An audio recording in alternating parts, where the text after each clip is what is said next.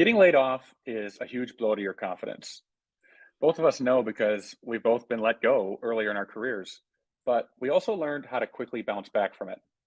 And today, we want to share some of our best insights for rebuilding your confidence after getting let go.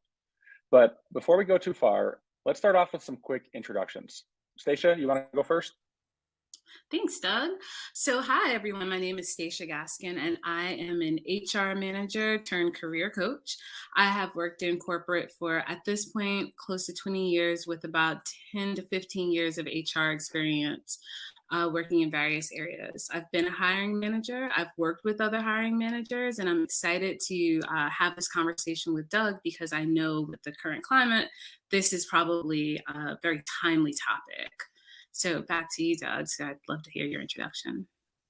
Thanks, Stacia. Mhm. Hey, everyone. I'm Doug Howard, and I'm an engineering manager, mentor, and career coach. And in my previous life as an engineering manager, I actually took a five-person team and built it up into a 40-person engineering department. And in the process, I discovered my true passion for helping engineers build all the foundational non-engineering skills that you need to put your career on an accelerated path. Mm. But I wanted to make a bigger impact, so I ditched the corporate world to focus on providing more engineers like you with the mentorship you deserve. And between Stacia and I, you're going to gain an inside look into everything that goes on behind the scenes when it comes to the hiring process at a typical company. And with so many engineers getting laid off recently by big tech over the last few weeks, Stacia and I wanted to help. So we got together and we put together this 5-day challenge to help you get back on your feet.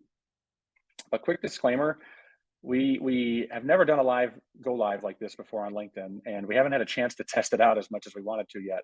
So if you're watching right now, please do us a favor and hit that like button to let us know that everything is working properly. Okay, let's quickly explain what this 5-day challenge is. Ooh, Throughout this okay. week, we'll be going live on LinkedIn every morning at 9 a.m. Eastern. I'm sorry, that's 10 a.m. Eastern. We're going to be going live at 10 a.m. Eastern. Each day, we're going to focus around a specific topic like rebuilding your confidence, building the perfect resume, boosting your LinkedIn profile, and interviewing. And we're going to give you some powerful tools, techniques, and insights in each area, along with specific exercises designed to help you put everything that you learn into action right away. But if you want to gain the full value from this, you're going to want to download our free workbook because we'll be referencing it throughout the week. So if you didn't do it already, take a moment to download it right now. All you have to do is just click on the link that I posted in the comments a few minutes ago. I'll even give you a second to do it right now. Okay, we're going to cover a lot of ground this week. So if you have any questions, be sure to let us know in the comments. We'll make sure that we answer each one. Today, we're going to focus on rebuilding your confidence because that's the first step towards, your road to moving forward. And let's start by just ripping off the band-aid and acknowledging that what happened to you flat out sucks. And it's pretty hard to not take it personally. After hearing the news from your company, you probably began experiencing an emotional roller coaster. At first there's that initial shock, followed by fear and panic mixed with a little anger.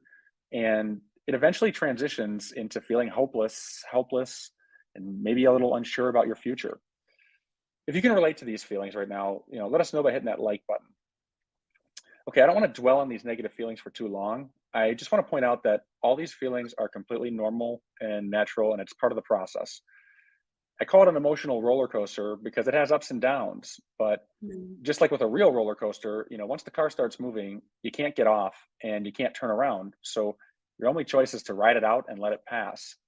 And the more you fight it, fighting these emotions and whatnot, the longer it's going to take for you to shake those emotions off. So you need to find a way to shake it off, though, because even if you don't, I'm sorry, you need to find a way to shake it off because if you don't, it's going to create bigger problems for you down the road. And I'm going to have Stacia tell you a little bit more about that. So, Doug, first off, think like I've heard this saying of it's like an emotional roller coaster, but the visual of you actually can't get off is such a real thing and a real feeling. So I love that visualization. So Thank you. what I want to is because if you stay in this place, you actually can't do anything. It's like there's a fear that takes over you, it immobilizes you, and when you're in that place where you're immobilized, you feel like you can't do anything and that and depending on how bad it is, you might even start to feel like you are not anything. Your momentum to go forward is at a standstill. If you haven't guessed it yet, like, you feel stuck. And that is a terrible feeling to feel, especially when you know that you have bills to pay, you have responsibilities in front of you, you have and if you're like me, and I'm almost ashamed to admit it, for a very long time my identity was wrapped up into the title that I was and the titles that I was working towards. And so then you just start kind of self-punishing yourself, and that's not a great place. It's not a great place to be. I want to kind of share that when I left my last position, or when my last position ended, it was a layoff. It was a The department got canceled, and we kind of knew as an organization there was a lot of organizational changes that were occurring, and I was at the forefront with my team, and we were like helping everybody through this process. And I was like, I didn't even look at, they offered it to a lot of people, the package. I didn't even look at it because I was so sure this was not my lot. I'd been at that organization for about 15 years. And when I was there for 15 years, I just kind of knew that this was kind of home. I loved the people, I loved the work that I was doing. And I'm sure that that's probably how a lot of you feel too, especially if you put time into something. It's a relationship. And I don't think that people give, there are people who have transient relationships with jobs. And then there are other people who actually make those jobs like a third person in a relationship, right? Because you spend so much time there. So there's a lot of things that happen. I won't walk you through all the nitty gritty, but at the end of the day, my department got kind of canceled. And the interesting thing is I stayed on and helped the transition of that happening, which was quite interesting. So during the day, I was like, okay, well, I just want to do the best that I can and make sure that everything is good for the next team, and I want to make sure that it can be said that I did everything I could, but also I was at home in a fetal position, trying to figure out like what's next. And it was kind of bad. Like, a lot of my friends and my family, they were around me. They're like, "You're gonna be okay." I mean, they had more confidence in my okayness, if I'm being honest, than I had it. And I like to think that I'm a really confident person, but like many of you, I have a young child, and I have dreams and desires for what I want for that child. And all I kept thinking was the income, right? Like, I think there's like a financial guru who says getting laid off is not the worst. It's not the getting laid off is like one aspect of it, but there are other aspects that go along with it. And like I mentioned earlier, your responsibilities. And so the impact that it had on me for I would say at least 2 months was anxiety, was fear. um I was self-doubting myself, and I probably was kind of not the best person to be around during that time. Woe is me. So that's why it's not great for you to stay in that place. And we definitely want to talk to you a little bit more about like how you can make it out on the other side. Because at the end of the day, it probably was one of the, I don't want to, it's like you can only look back at something and realize things are happening the way that they were supposed to happen after you have a little bit of distance between that. I'll tell you that within 2 weeks, maybe 2 weeks of being let go, I landed another role. So I knew that I had another role within 2 weeks. And I did that for about a year. I stopped that. They offered me the opportunity to continue to stay. I did a contract role, which is different for me because I had to think outside the box of like how my career trajectory was going to go.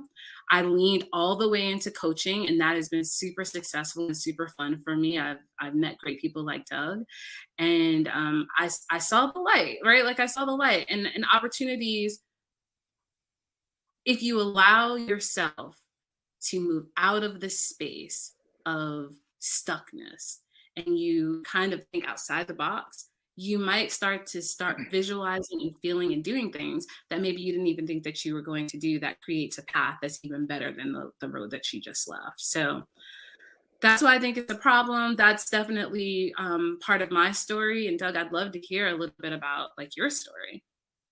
Yeah, no, sure. I'm gonna throw a little bit of a curveball at you, Stacia. I just want to ask, how do you feel about your career today? Like what you're doing now, versus what you're doing before. Are you happier now? Are you more in line, or do you wish you were doing what you were doing before? If you want to share a little bit about that. Sure. So here's the thing.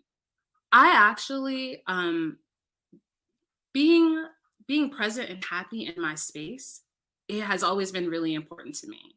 So I can sit here, Doug, and I can tell you that I love the people that I worked with. Toward the end, as I knew it was the end, there was a stress that was on me that I didn't even realize I was holding. But where I am now, the difference between now and then is that I felt like every opportunity I got was because somebody gave it to me as opposed to the Mm, empowerment that I currently feel right now. I now have a better understanding that like I am the product. I bring value by my wealth of experience. And I think before I was such in a space of like, I have to prove that I can do this. I have to prove, when I started in HR in my organization, I was pretty young.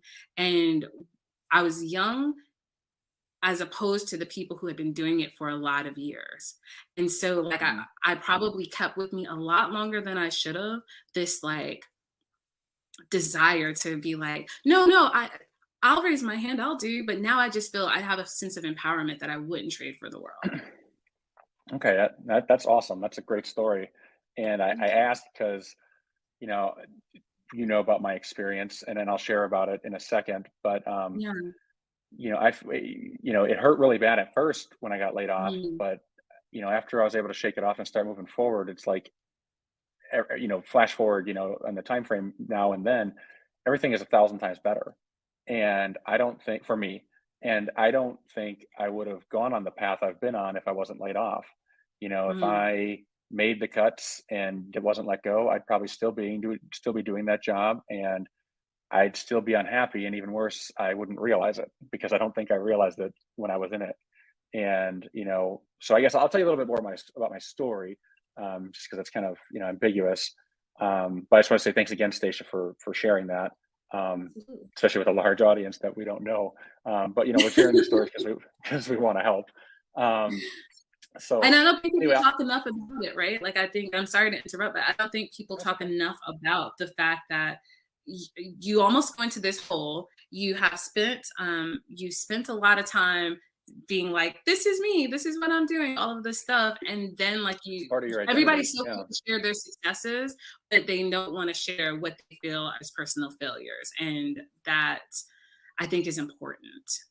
yeah. So I'll share just so we keep moving. I'm going to share just my story briefly about what happened to me, and then we're going to start giving you guys some exercise and whatnot to kind of teach you some of the things that we did to get our confidence back and whatnot. But I think these stories about our background kind of give you more context to the exercise we're going to give you. Um, so I guess as I was just saying, I was laid off a few years ago, and it was part of a corporate restructuring. Um, Mm, I didn't see it coming at all. And it was really hard for me to not take it personally at first. I had been with the company for 15 years, and I played a huge role in building it up from a small family owned business into a huge international corporation. And, I joined the firm right out of college, and I had this unique opportunity to grow as myself while a company was growing alongside me, which was really, a unique and cool experience that, I wouldn't trade for anything in the world professionally in my career. But I took so much pride in our company and in my team that I would voluntarily work 60 hours of weeks, 60-hour work weeks, and I was doing this for years, and I didn't mind. I was truly happy. I thought, and I believed in our people, and I believed in what we were doing, and I felt that way every step of the way. And then one day it was all over, just like that. No meetings, no emails, no action items, no deadlines, nothing. Just like that, radio silence. after a brief meeting with my manager letting me know the news. And the only thing that was left after that meeting was just an overwhelming amount of emotions for me to process. But instead of resisting the emotions or fighting them, because it's painful, it's not fun, so you don't want to deal with it.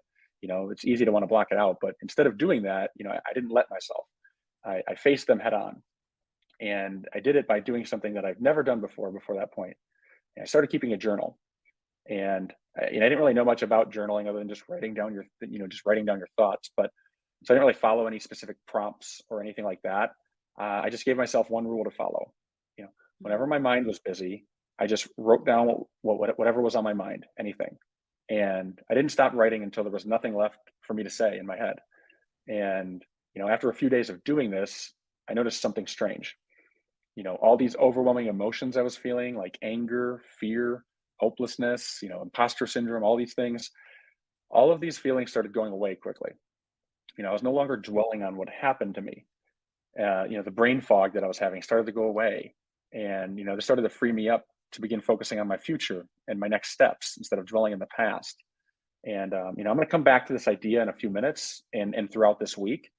But before I do, I want Stacia to actually lead us into the exercises, and she's going to walk you through one of the two challenge exercises that we're going to give you today. So, Stacia, you want to share the first one? Yes. So, Doug, the first exercise that I want to share with our audience today is really it's a simple one, but it's powerful, I believe.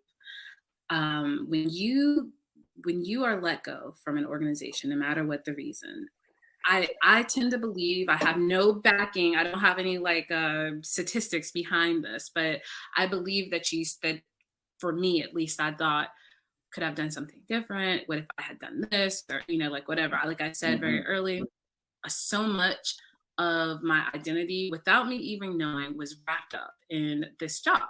And to your point, it was nothing for me to go home, log on again. I'm just doing it as much as I can because I just wanted to do such a good job. Then to know that there were no deadlines, as you alluded to, or anything to reference, I didn't really know what to do with myself.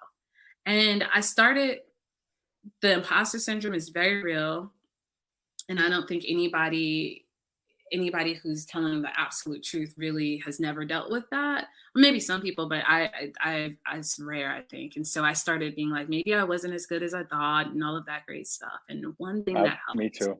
Me too. have you? I'm like, I know. maybe I wasn't. And so the one thing that really helped there was, instead of letting my mind tell me these stories, I actually sat down with a piece of paper. And this is what I would want our audience to do. I sat down with a piece of paper, I listed it out, and I called it my accomplishments, right?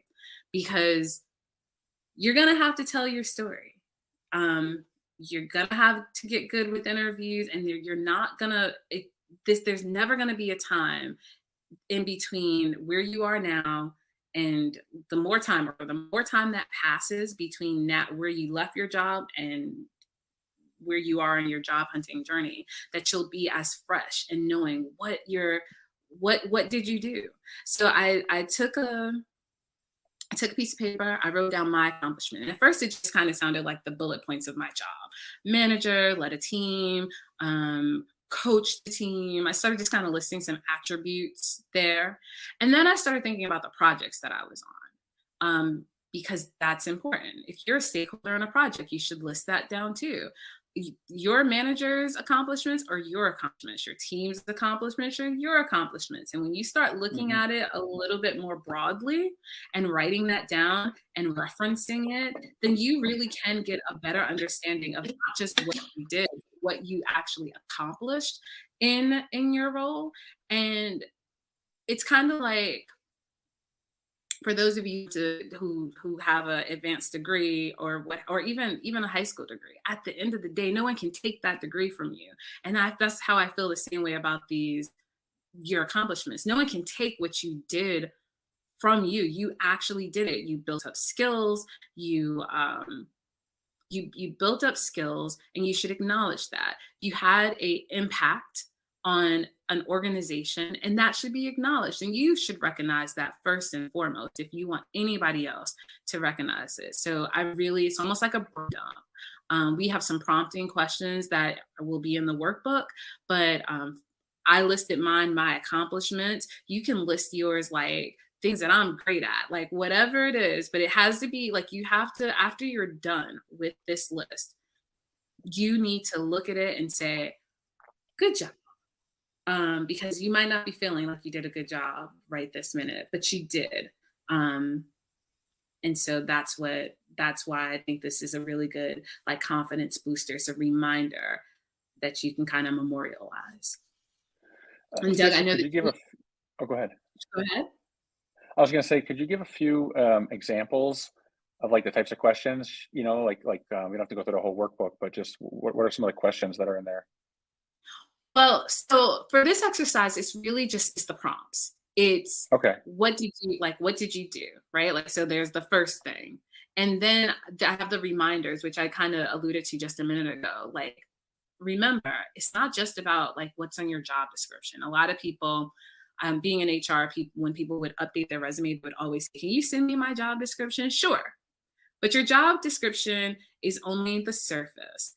You need to kind of step back and take a look at what you're able to do. So for instance, while I was a manager of my team, we launched a portal.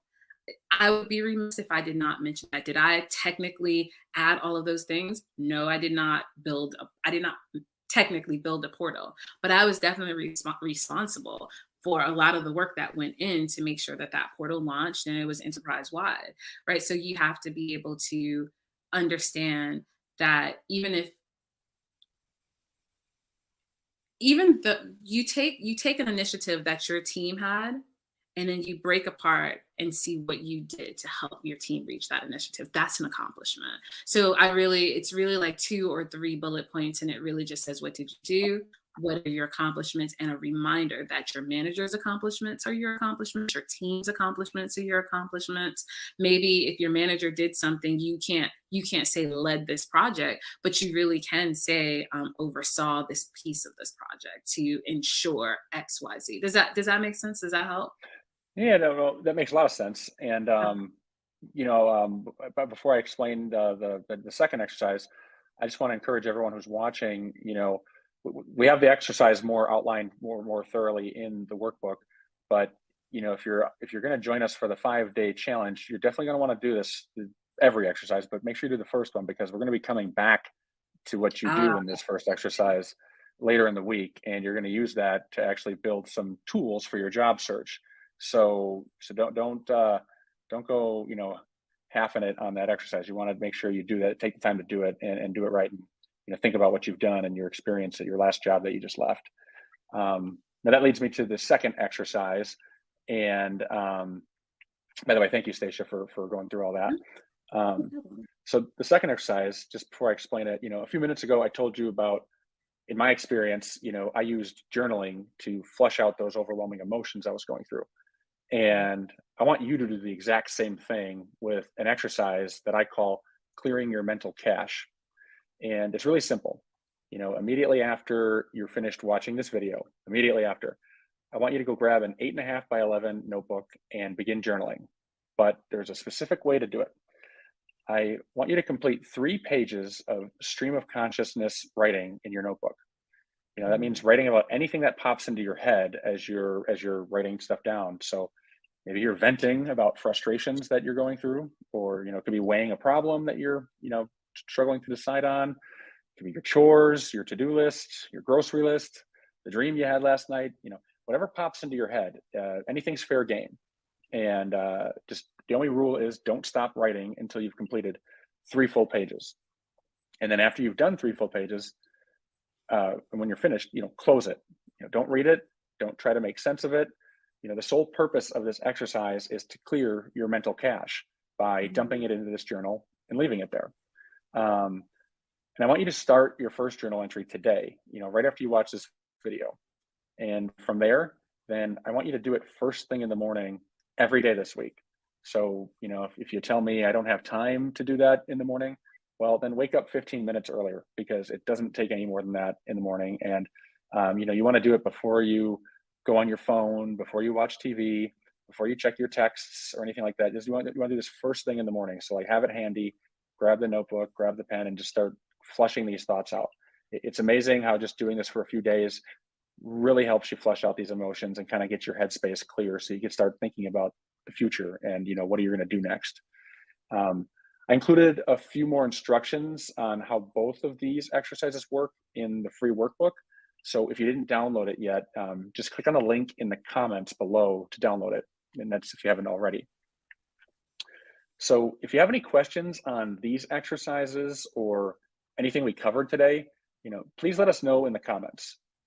We're going to break off in a minute to make sure that we get everyone's questions answered. But before we go, we want to thank you for joining us on day 1 of this 5-day challenge. Tomorrow, we'll be sharing some insights and exercises related to figuring out your next steps. So, like finding the right job and whatnot. So if you're still up for the challenge, then join us again tomorrow at 10 a.m. Eastern. That's 10 a.m. Eastern. I said it wrong earlier in the video. All right, guys. Thanks for watching. Guys.